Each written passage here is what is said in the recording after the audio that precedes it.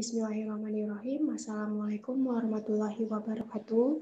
Yang saya hormati Bu Filza Baslina, SGZ MKM, selaku dosen pada mata kuliah Gizi Klinik Komprehensif. Perkenalkan, saya Nuraisah Sanuri Milenia dari kelas 6H. Di sini saya akan memaparkan hasil laporan praktik menu pada pasien anemia.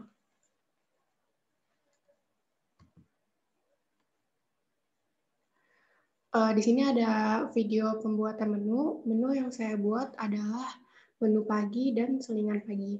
Untuk menu pagi ada nasi, capcay, tumis tempe yang kacang panjang, ikan tongkol bumbu kuning, dan buahnya semangka. Sedangkan untuk selingan pagi ada roti panggang dengan selai stroberi dan keju.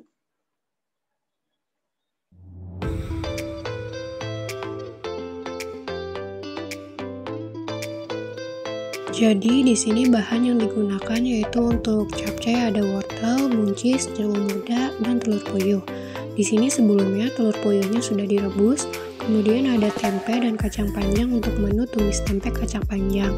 Selanjutnya ada ikan tongkol yang sudah dibersihkan dan sudah dimarinasi dengan garam dan jeruk nipis, dan ada juga buah semangka. Selanjutnya untuk selingan pagi ada roti gandum, stroberi, margarin, dan keju. Untuk bumbu capcay ada bawang merah, bawang putih, ketumbar, dan lada serta garam. Untuk tumis tempe dan kacang panjang ada bawang merah, bawang putih, cabai, garam, dan sebenarnya menggunakan saus teriyaki juga. Namun di sini tidak masuk ke dalam frame. Kemudian di sini saya menggunakan cabai karena pasien merupakan pasien rawat jalan yang tidak memiliki keluhan lain selain anemia. Dan untuk bumbu ikan tongkol ada cabai, kunyit, bawang merah, bawang putih, salam, serai, kemiri, ketumbar, lengkuas, asam, dan garam.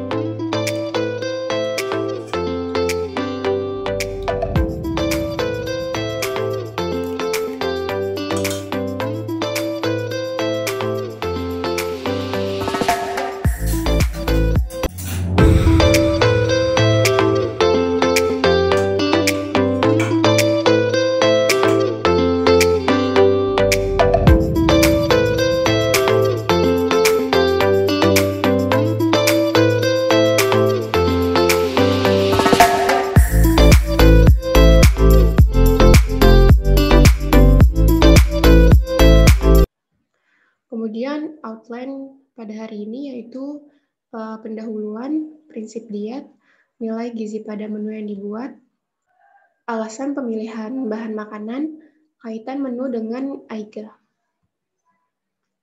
Kemudian di sini ada pendahuluan. Menu yang dibuat ini untuk pasien anemia berjenis kelamin perempuan yang berusia 21 tahun dengan hasil screening tidak berisiko malnutrisi.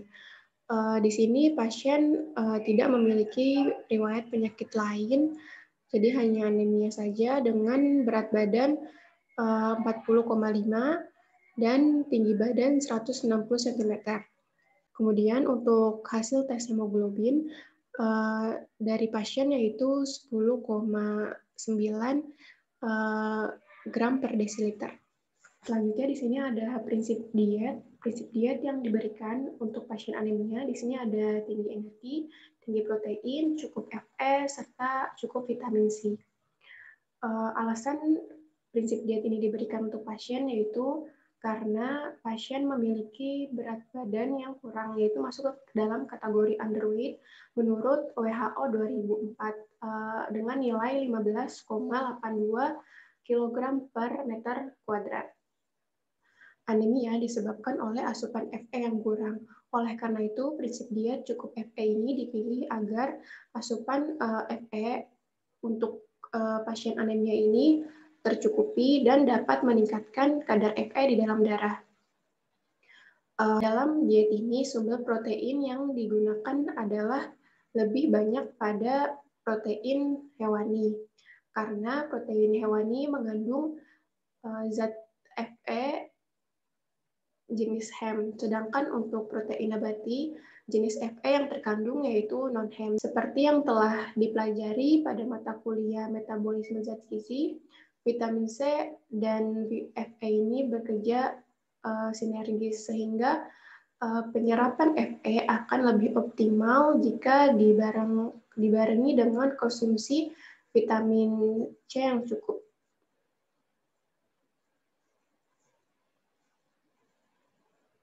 Selanjutnya di sini ada kebutuhan gizi pasien.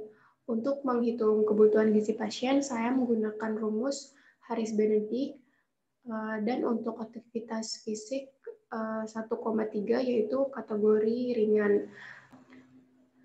Kenapa memilih kategori ringan? Karena di sini aktivitas pasien sehari-hari hanya di rumah dan berkuliah di depan laptop.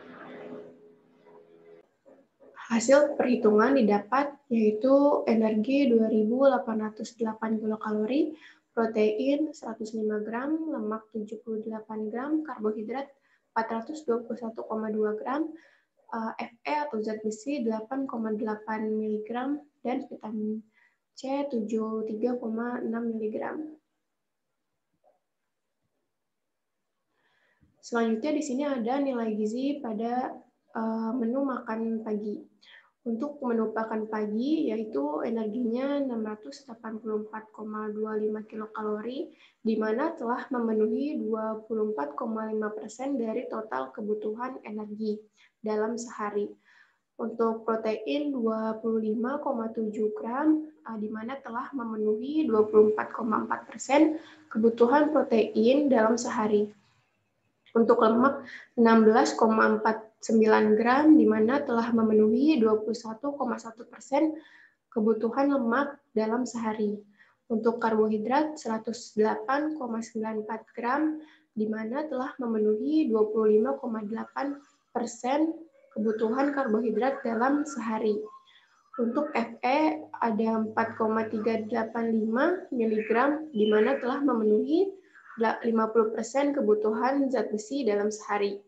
Untuk vitamin C 31,8 mg, di mana telah memenuhi 43,2% kebutuhan vitamin C dalam sehari.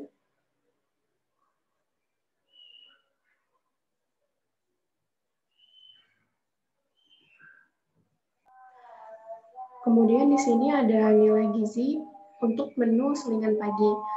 Di sini untuk energi yaitu 408,88 kilokalori, yang berarti telah memenuhi 14,5% dari total kebutuhan kalori per hari. Kemudian untuk protein 15,47 gram yang telah memenuhi 14,7% dari total kebutuhan protein per hari.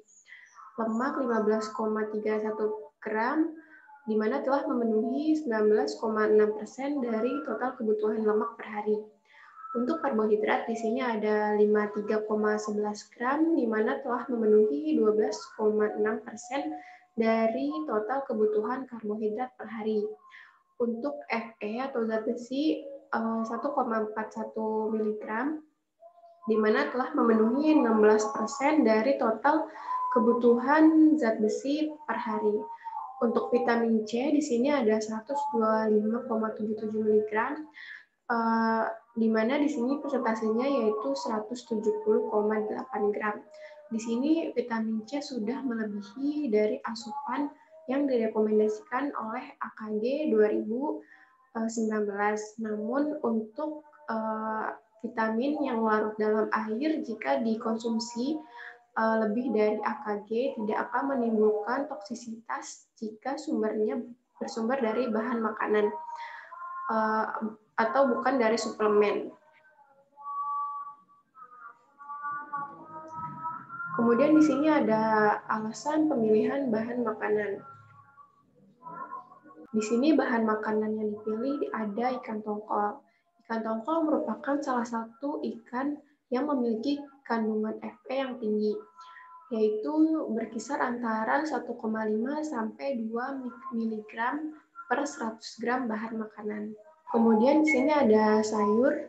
Sayur yang dipilih yaitu wortel, buncis, jagung muda, dan kacang panjang. Sayur merupakan bahan makanan yang kaya akan vitamin dan mineral, serta serat yang bagus untuk kesehatan. Dalam pemilihan bahan makanan juga harus mempertimbangkan warna dari bahan makanan tersebut. Di sini saya menggunakan berbagai macam sayuran selain bertujuan agar kandungan gizi yang diasup oleh pasien lebih beragam. Sayuran yang berbeda ini juga bertujuan agar warna yang diciptakan dari bahan makanan lebih menarik dan meningkatkan selera makan dari pasien. Di sini saya menambahkan telur puyuh ke dalam capcay karena telur puyuh merupakan sumber protein hewani yang cukup tinggi kandungan Fe-nya, yaitu sekitar 37 mg per 100 gram bahan makanan.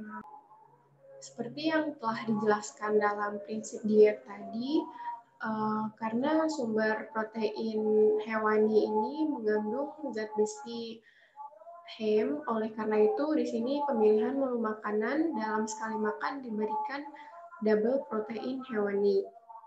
Selanjutnya ada tempe. Di sini tempe merupakan sumber protein nabati yang juga mengandung Fe. Walaupun kandungan Fe-nya berbeda dari protein hewani, namun kandungan Fe dalam protein nabati juga akan berpengaruh dalam meningkatkan kebutuhan Fe pada pasien anemia. Kemudian untuk buahnya di sini ada semangka. Semangka merupakan buah yang cukup banyak mengandung vitamin C, di mana tadi telah dijelaskan dalam prinsip diet, vitamin C akan membantu penyerapan dari Fe agar lebih optimal. Selanjutnya di sini alasan pemilihan bahan makanan pada menu selingan pagi. Di sini menu selingan paginya ada roti panggang dengan selai stroberi dan keju. Seperti yang telah dijelaskan pada prinsip diet, di sini prinsip dietnya adalah tinggi protein, sehingga dalam menu selingan pagi ada bahan makanan yang mengandung protein. Di sini salah satu bahan makanan yang mengandung protein yaitu keju. Kemudian untuk selai stroberi dipilih karena stroberi merupakan buah yang sangat tinggi kandungan vitamin C-nya, sehingga dapat membantu penyerapan dari E yang terkandung di dalam susu. Selanjutnya di sini ada kaitan menu dengan al-Islam kemuabandiyahan. Dalam surat Al-Baqarah ayat 168